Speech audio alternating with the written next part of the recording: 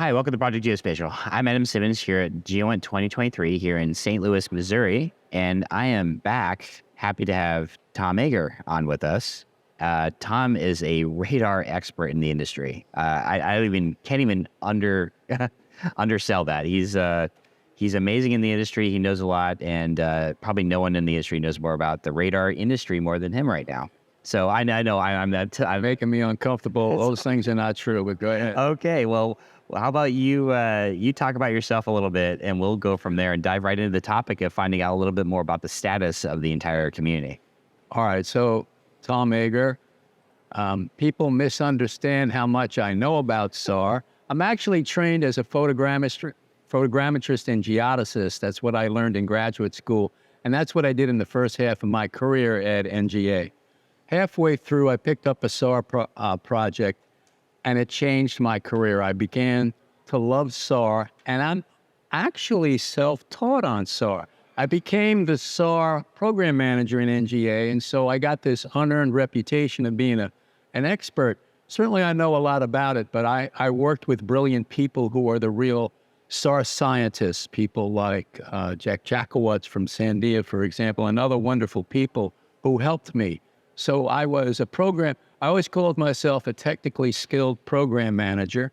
And one thing I tried to do all through my career is teach technical things to my coworkers. I did that for photogrammetry and geodesy, and I did it later for SAR. And recently, after I left, I wrote a book on SAR, which Adam interviewed me about. But that book is for normal professionals, not electrical engineers. But I do have a big view of how things work for SAR and what the industry is like, yeah. You're helping define SAR to everybody else, and that's great. We need that translation between the two media. Yes, because SAR is inherently odd, and it was developed by brilliant electrical engineers who speak in a language most of us can't understand. And so it has this electrical engineering heritage and a weirdness, which are two challenges, and I try to make it look beautiful because it is beautiful, and you can understand it without having to know all of the advanced mathematics. That's what I'm trying to do. That's great. So diving into the topic of this discussion with you today, we want to learn more about your thoughts on the SAR industry as it is now, and perhaps where it's going here in the future. Yeah, so the revolution in SAR, well, a little over a decade ago, we had the wonderful emergence of TerraSAR-X, Cosmos SkyMed, and RadarSat-2, very capable, unclassified SAR spacecraft. But those systems, and it was very exciting to see that happen, and I was involved in trying to promote them. Unfortunately, their international systems in the United States didn't have an interest in purchasing the data very much, although NGA did access the world DEM produced by the TerraSAR-X and Tandem-X system. But those systems are partly government-funded. They're pseudo-commercial. Since then, we've had fully commercial SAR systems developed with venture capital money. And that is, in the United States, Capella, ISI, and Umbra. They're all here at GEOINT. And the international version of ISI in Finland, and Japanese systems Synspective. And so that is a real revolution because these are little tiny SARs compared to the giant ones. A lot of people thought it could never work. Well, it's working. And I like to say those guys are operating at the intersection of user need and what physics and economics will allow. So it makes them be very flexible, customer-focused, and not try to do everything. They're doing things without trying to bend physics, and they're constrained by having to make money. So they're doing small satellites, and they're revolutionizing remote sensing in that way. So talking about how things are now, what are you seeing at this conference in terms of the different SAR providers out there? The progress we've made thus far has been incredible, right? Where we were even 10 years ago, yes, we've come a long way. Yes. Okay. So these little SAR companies, these SAR companies are building fleets of small SARs, lots of them. And so that's a real revolution in remote sensing because SAR is the only sensor that can guarantee you a collection. So we're going to be able to get collection anywhere in the world quickly. And the images are relatively low cost. The satellites are much cheaper, of course, and they can be built much quicker than the big systems. So if you do that, though, you lose something. You can't go to something so massive and expensive to something little without losing something. So what do you lose?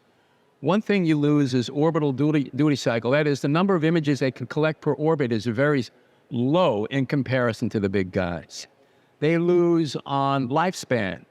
RadarSat 1 lasted for 19 years. These little SARs, they're spec'd for 3 years, and they're probably going to last 3 years or so.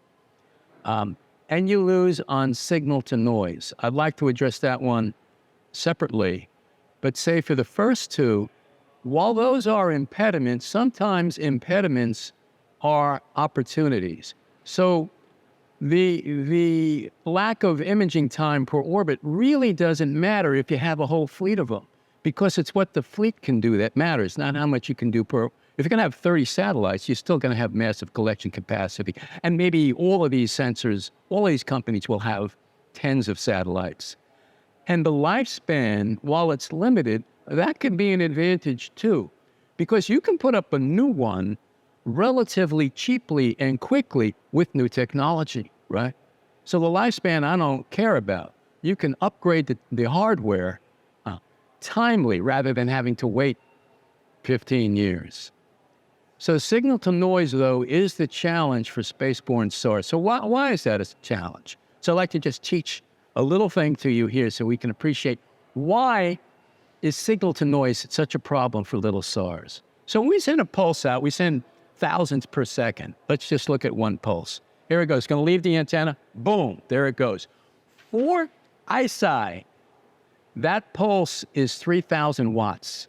Okay, so it's a nice, strong, young pulse. There it goes. It goes down to the ground, and it starts to widen as it goes to the ground. It's like inflating a balloon. And when you inflate a balloon, what happens to the skin? It gets thin. Yeah. So the power density of this pulse weakens with the square of the distance. It's got to go like 700 kilometers. It hits something on the ground. Only a portion of it reflects. And as it comes back, it weakens again with the square of the distance. So you've got this really weak return coming back to a small antenna. It can only capture a little bit of that return. So if the pulse left at 3,000 watts, what would you guess is the strength of it when it hits the antenna? Oh, I'm guessing a exponentially decreased form of that. Would you say 100 watts, 10 watts? It's 10 to the negative 17 watts. Wow. Yes.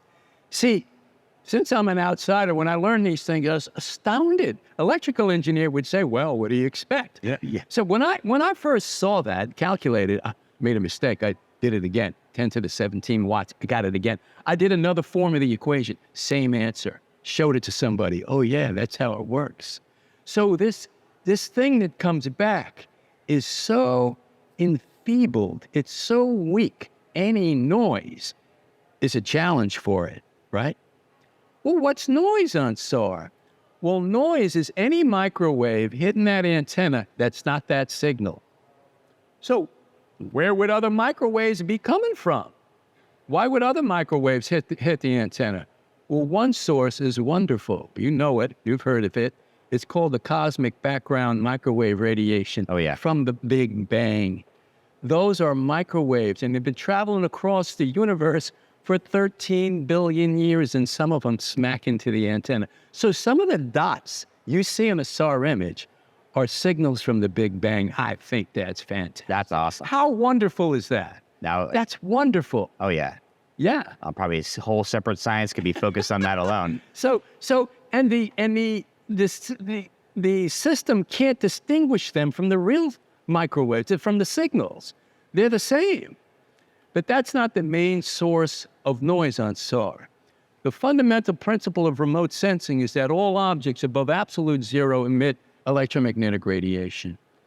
The recorder on the sensor, the receiver, it operates at a temperature, so it emits microwaves. So I like to call this the poignant story of signals and noise, because the receiver itself creates microwaves that confuse it.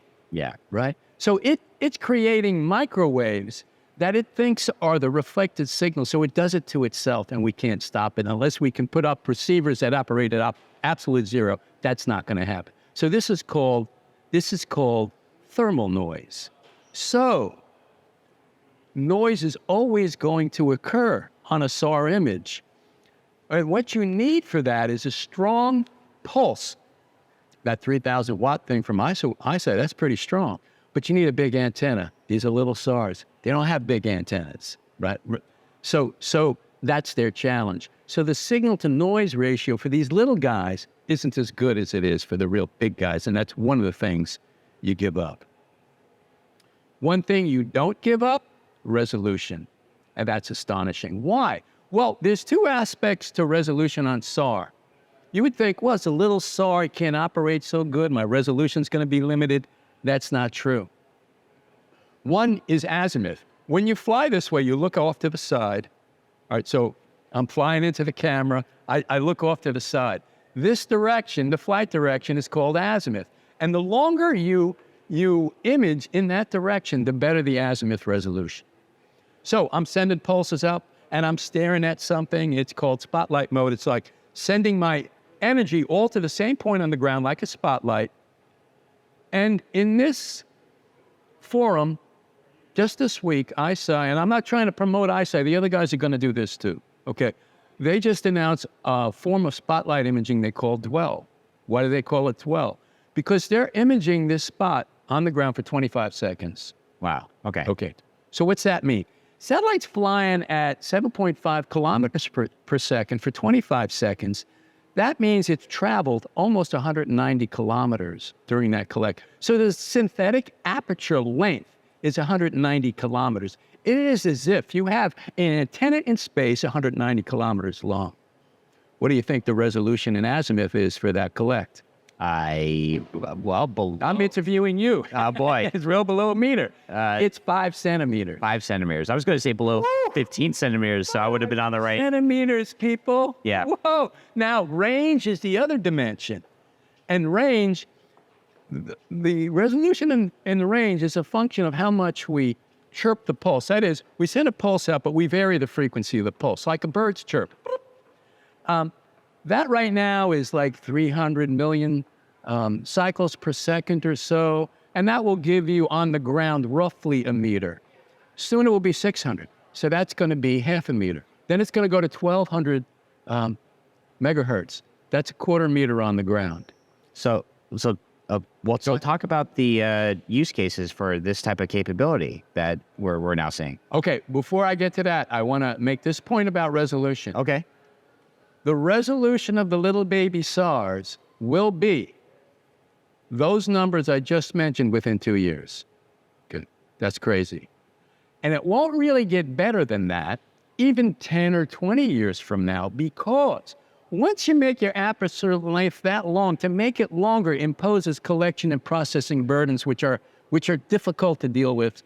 And 5 centimeters pretty freaking good anyway, right? Yeah. The other one in range is limited by the International Telecommunications Union, which says you can't have a pulse bandwidth bigger than 1,200 megahertz because it interferes with other signals like 5G. They're not going to let that happen. So 5 centimeters in azimuth, a quarter meter in range within 2 years. That's shocking. Yeah. It's hard to believe.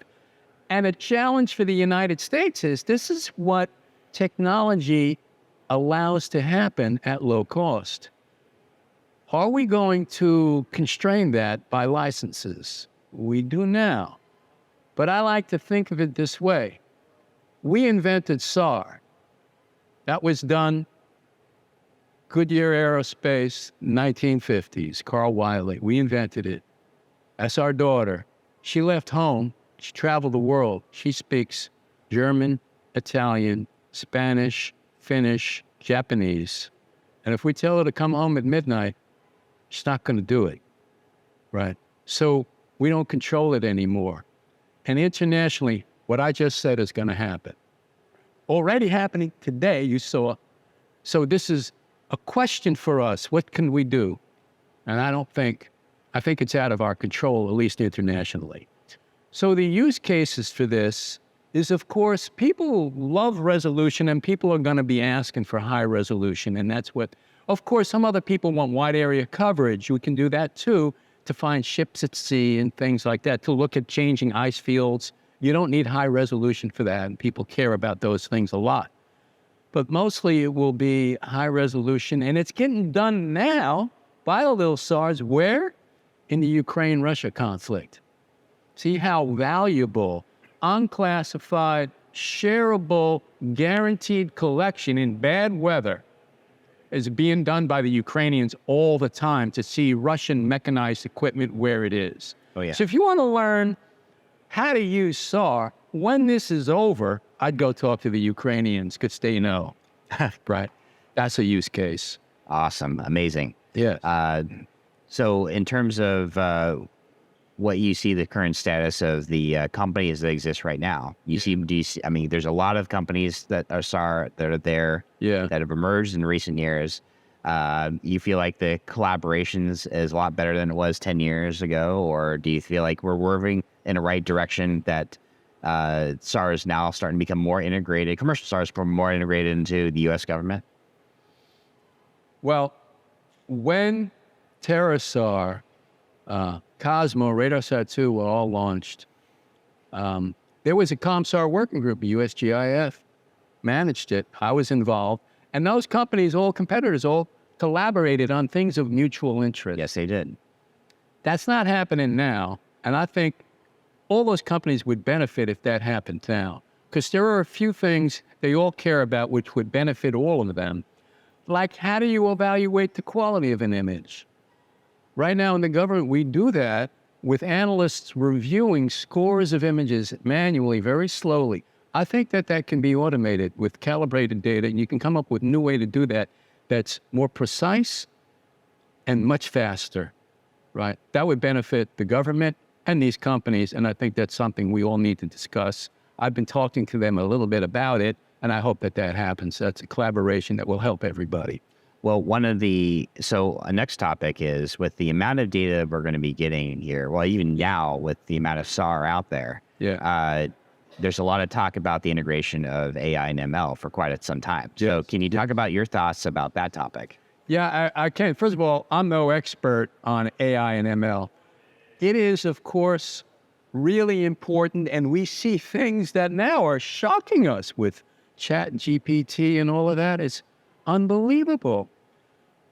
And people are pursuing that. You see it all through this conference. People throw the terms around a lot, and some of that's going to work in the near term for SAR. We need it to work. Things like detecting a ship.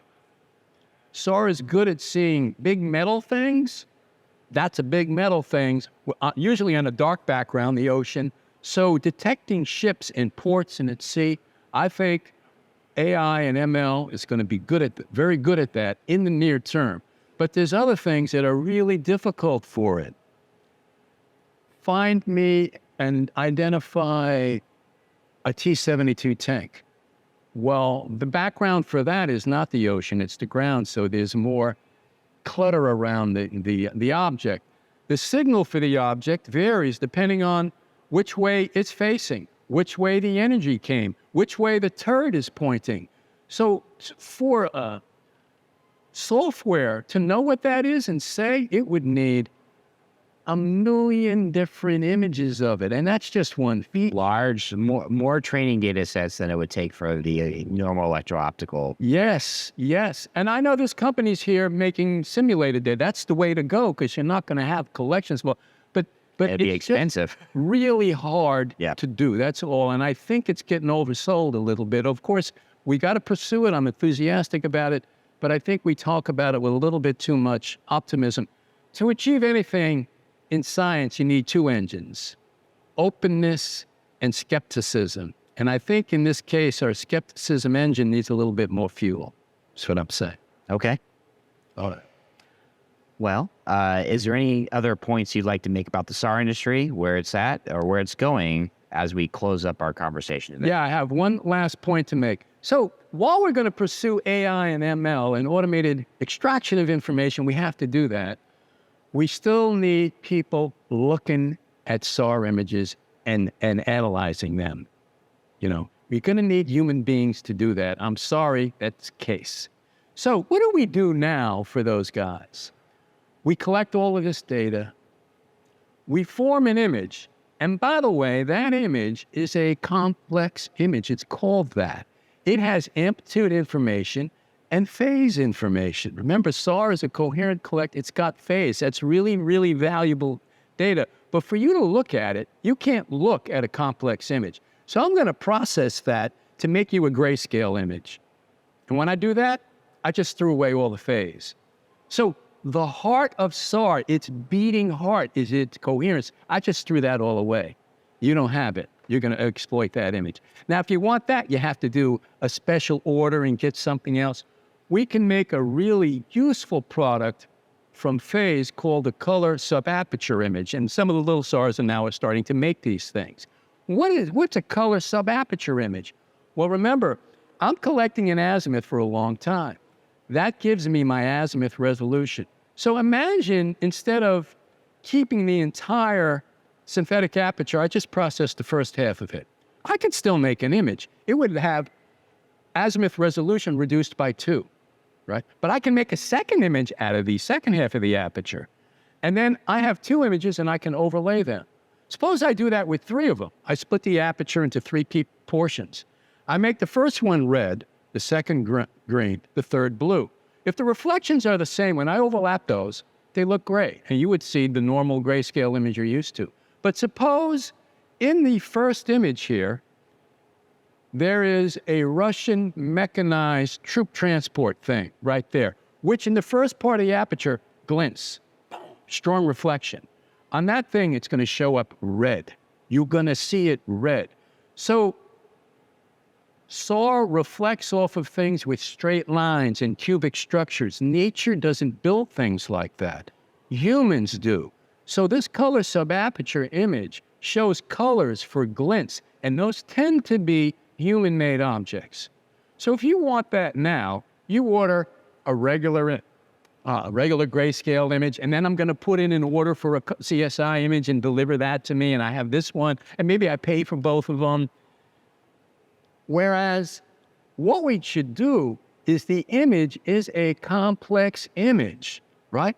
Amplitude and phase. We need to make that easily orderable, easily exploitable. How can you do that? Well, you can output the complex image in amplitude and phase instead of, you may have heard of in-phase and quadrature. What the hell is that? The real and imaginary numbers. It's crazy for SAR. Simple thing, amplitude and phase, and put it in GeoTIFF. So I can give you a complex image in GeoTIFF, and your socket GXP or remote view, wherever you have, will be able to read it. It doesn't even know it's a complex image. It just sees the phase as a separate layer, like in multispectral. It won't be able to do anything with it yet, but it has it. And you're going to have the full res data, not some multi-look, lower resolution thing. And then somebody's going to write an app to do something with the phase so that you can make your own color subaperture image fast. And so you could say, I'm going to look at this I'm going to go talk, by the way, to BAE about this today, and then the other guys. We give you a complex image in GeoTIFF. Your existing tool can read it, and then someday soon, I hope, you've got apps to mess with the phase data. Make me this, make me that, and it happens fast. So you can have the full res grayscale image, a multi-look grayscale image with less speckle, a color subaperture image, and none of that is magic. We know how to do that. 11 years ago, we demoed in this GEOINT symposium a laptop. All we had was a laptop with a browser. All of our data was 800 miles away in Michigan. I forget where we were, Tampa or someplace. We had complex data in Michigan, and we had that laptop, and we had a server with these apps I'm talking about. And 11 years ago, we were making color subaperture image. Make me one. It would make it. Make me this. It would make it. That was 11 years ago. So I have a question for you. You're interviewing me. Do you think hardware processing muscle has improved over the last decade? No. Yeah.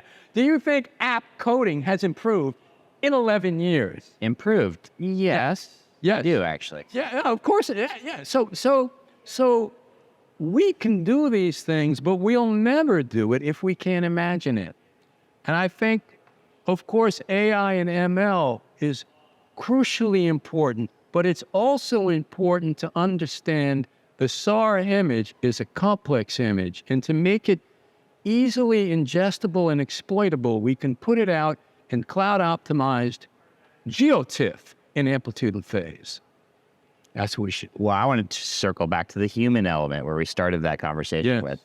And before we end, I would like to get your thoughts on, because obviously with all this technology, all the sensors, the talent is important too. We have to have people who know how to look at this, trained in it. And what are your thoughts on basically the education? Let's ignore the technology for a second and focus on the education part of this. What's your thoughts about bringing more talent into the SAR industry? I'm worried about technical education in America in general. Fair. Right. So how good are we at teaching physics and mathematics to people in high school and in college? I don't think we're doing a good enough job in that. And I don't know the current staffing in these agencies. But when I was a young guy, DMA encouraged me to go to Virginia Tech to learn photogrammetry and geodesy, and they paid for it. Yeah. And that changed my career. So SAR specifically, do you know about the pipelines in colleges and universities now that focus on even I think we're losing it. I think the great, brilliant radar people I once knew are getting older like me, and I'm not one of them. I said that to begin, and retiring, and I don't believe they're getting replaced.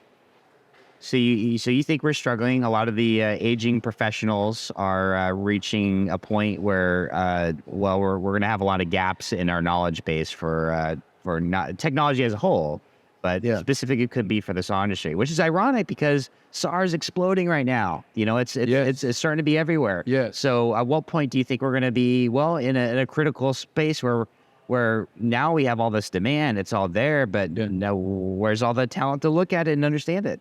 I can only say, I think the emergence of the little SARs will help solve this problem because you're going to need people. Yeah. And they should go to universities and encourage young physicists or engineers to follow this field because there's a good career path in it. Yeah. I think in Europe, they may be doing a better job. When I visited ISI in Finland, that place was loaded with young engineers from all over Europe, so many different countries. It was very invigorating to be around them. And maybe we need to recruit some people overseas and not just from the United States if we don't have enough. Well, thank you very much for your insights, Tom. It was amazing having a conversation with you. Even your book is still as popular as ever. And I'm glad to see you teaching what you know to others. I think that's obviously the bigger thing we need to fill right now, not just the technology understanding, but just to bring more people to understanding the value of this and participating in it. Okay, well, thanks for inviting me to speak to you today. I appreciate what you're doing with Project Geospatial. No.